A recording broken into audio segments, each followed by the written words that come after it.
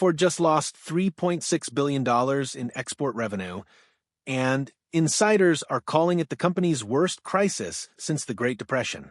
It started the moment Donald Trump returned to office and reimposed the exact same tariffs that once gutted global demand for American cars.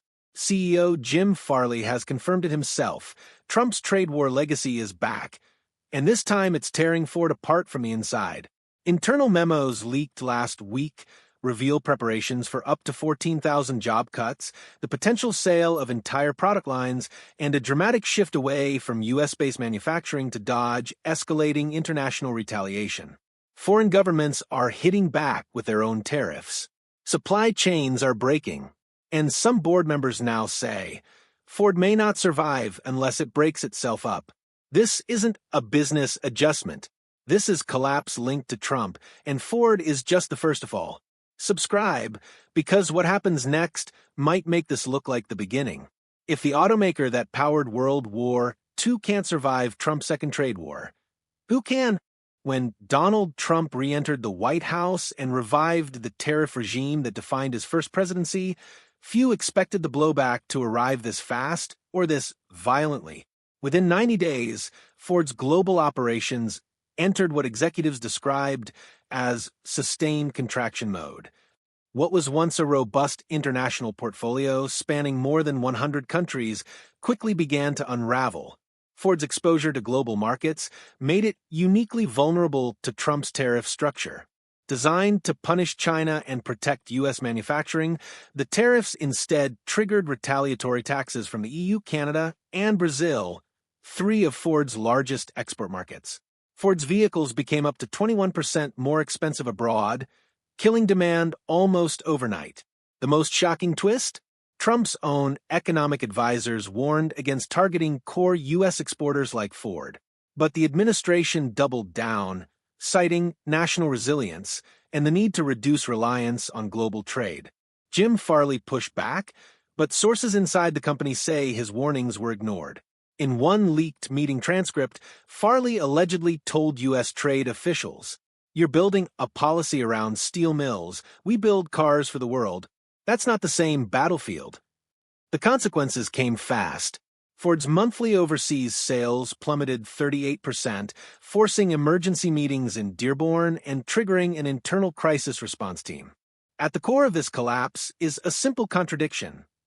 Trump's tariffs were meant to boost U.S. auto jobs, but they're destroying the very platforms that allowed Ford to grow: international market access, optimized supply chains, and predictable cost inputs. Instead of protecting the industry, the tariffs are isolating it.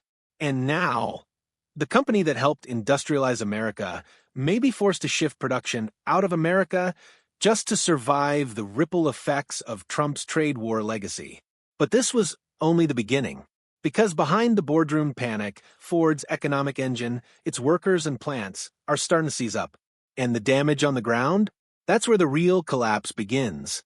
Inside Ford's U.S. plants, the lights are still on, but the lines are barely moving. As export orders vanish and raw material costs skyrocket, over 14,000 American jobs are now under direct threat. Dozens of union leaders have been briefed. Several factory managers, off the record, say the orders from corporate are clear. Prepare for the deepest cuts since 2008. In Michigan, Ohio, and Kentucky, the layoffs have already begun. Assembly lines once producing Ford Escapes and F-150s are now idling. Warehouses are overstocked with unsold inventory. And suppliers, many of them entirely dependent on Ford's demand, have started filing for bankruptcy. The irony couldn't be sharper. The Trump administration's tariff agenda, designed to protect U.S. manufacturing, has triggered a domestic contraction. Job losses are not hypothetical, they're already measurable. In the second quarter alone, Ford's domestic labor force shrank by 4.2%. That's not seasonal fluctuation. That's systemic retreat. And it's not just hourly workers. Engineers, designers, marketing staff, white-collar layoffs are accelerating, especially in the EV and international operations divisions. The electric truck program that Ford once hailed as its future? Paused indefinitely. Not because of innovation failure, but because the tariff-driven cash crunch has cannibalized future investment. Semantic keywords like post-Trump, economic fallout, and collapse linked to Trump are no longer abstract headlines. They are becoming a reality in small towns built around Ford's presence. Local restaurants, service shops, realtors, they're all feeling it. In some counties, Ford accounts for over 30% of industrial employment. The impact of even partial shutdowns ripples far beyond the plant gate. Meanwhile, public backlash is gaining steam. Viral videos from laid-off workers, union protests outside state capitals, and local mayors pleading for relief paint a stark picture of what this Trump-era policy fallout looks like in human terms. And still, Washington has offered no plan to reverse course. Ford's internal communications warn that further headcount reductions are inevitable unless foreign sales rebound or global material costs stabilize. Neither scenario looks likely in the current climate. But even as jobs vanish and assembly lines slow, the next threat is more dangerous than layoffs. Because what's coming next isn't just economic, it's political, and it's about who Ford really answers to in this crisis.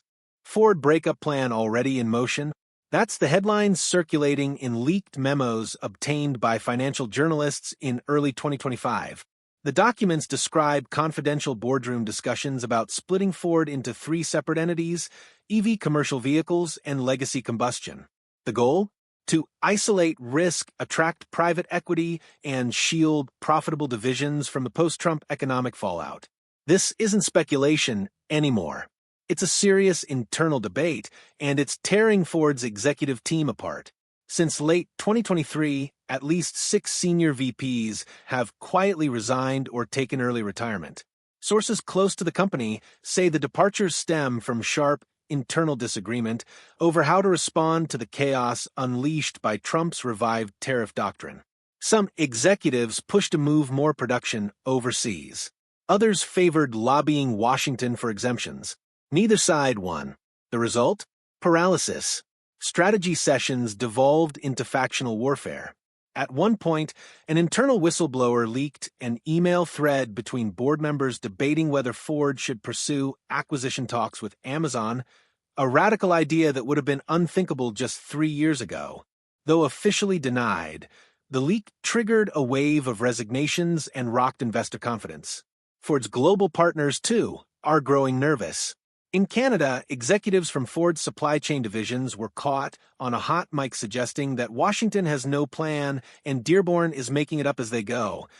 Meanwhile, in Mexico, factory managers were instructed to suspend all long-term investment projects, fueling rumors of an exit. Even shareholder lawsuits are now in play. A group of institutional investors filed a motion in Delaware Chancery Court claiming Ford's board willfully ignored foreseeable consequences of known geopolitical triggers. Translation: they knew Trump's trade war 2.0 would come back and did nothing to prepare. All of it points to one brutal truth. Trump's global strategy, while rhetorically pro-American, has left America's second oldest automaker fighting itself from within. And the damage isn't just financial or reputational, it's structural. Ford's decades-old identity as a unified industrial giant may be coming to an end. But the worst part? This internal implosion is happening just as external forces, education, talent, future engineers, begin to feel the shockwaves. Ford's collapse isn't just measured in factories or finance. It's now poisoning the pipeline of future engineers, scientists, and skilled workers that the U.S. auto industry depends on. For over a century, Ford partnered with top technical universities and trade schools to recruit fresh talent into mechanical engineering, robotics, and automotive design. But since the Trump administration's tariffs returned, those partnerships have begun to fray. In 2024, Ford canceled over 60 internship and co-op programs across Michigan, Texas, and California, programs that once fed its R&D divisions with top-tier graduates. Applications for automotive-related STEM programs dropped by 17% in Q1 2025, according to the American Society for Engineering Education. Professors cite growing pessimism among students. One MIT faculty member told Bloomberg, Students are asking why they should specialize in automotive systems if the industry is imploding. And it's not just the technical track. Minority and low-income students, often recruited through Ford's diversity and inclusion pipeline, are being hit hardest. With fewer scholarships and paid apprenticeships available, these future innovators are now turning to other sectors, tech, defense, AI, where funding is flowing, not vanishing. This is the hidden legacy of Trump's trade war policy. By destabilizing the industry at its core, it has triggered a brain drain that may take decades to reverse. Young engineers want stability, global mobility, and a clear innovation path. Ford now offers none of those things. Even worse, some of America's best talent is going overseas. Germany's BMW and China's BYD are actively recruiting disillusioned U.S. engineers with relocation bonuses and tax-exempt salary packages. One recruiter admitted, "They're not just hiring employees, they're importing American industrial know-how." That's not just a talent issue. It's a national competitiveness issue. If Ford can no longer absorb and develop the next generation of engineers, the long-term collapse of U.S. manufacturing capacity becomes a real possibility. This is the Trump-era policy effect most people won't see on a balance sheet. It's not just about today's layoffs, it's about who's even willing to build cars in America tomorrow. And as Ford bleeds future talent, its foreign rivals, unburdened by political volatility, are closing in faster than ever. While Ford is hemorrhaging talent and slashing operations, China's BYD just announced a $3.2 billion expansion into Latin America and Africa, markets where Ford is now retreating. In less than 18 months, BYD's overseas sales have grown by 46%, largely because their EVs are not subject to Trump-era tariffs, and their supply chains are vertically integrated. In the European Union, Volkswagen and Stellantis are doubling down on regionalized production hubs. As Ford pauses development and suspends factory upgrades, its competitors are winning government grants, local tax incentives, and market share. One Brussels-based analyst put it plainly, this isn't competition anymore. It's a strategic replacement of American brands in global markets. Meanwhile, in Southeast Asia, Ford's distribution contracts are quietly being rewritten or revoked altogether. Local dealerships are switching to regional players like VinFast, Nida, and Tata, who offer faster delivery, cheaper components, and no geopolitical baggage. This isn't just a market shift, it's a realignment of industrial power. And it's not happening by accident. Trump's trade war legacy, now revived in full force, has created a fragmented trade ecosystem where being made in America has become a liability, not a badge of honor. Ford's international revenue share is expected to fall below 19% in 2025, its lowest level since 1994.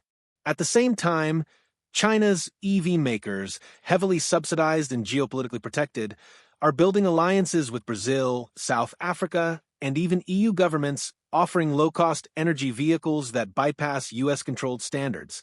Ford's position is collapsing under the weight of policies that were intended to save it. And the most chilling projection? Some analysts now warn that the U.S. auto industry could lose its global majority stake by 2028, a direct outcome of post-Trump economic fallout and America's deteriorating industrial influence.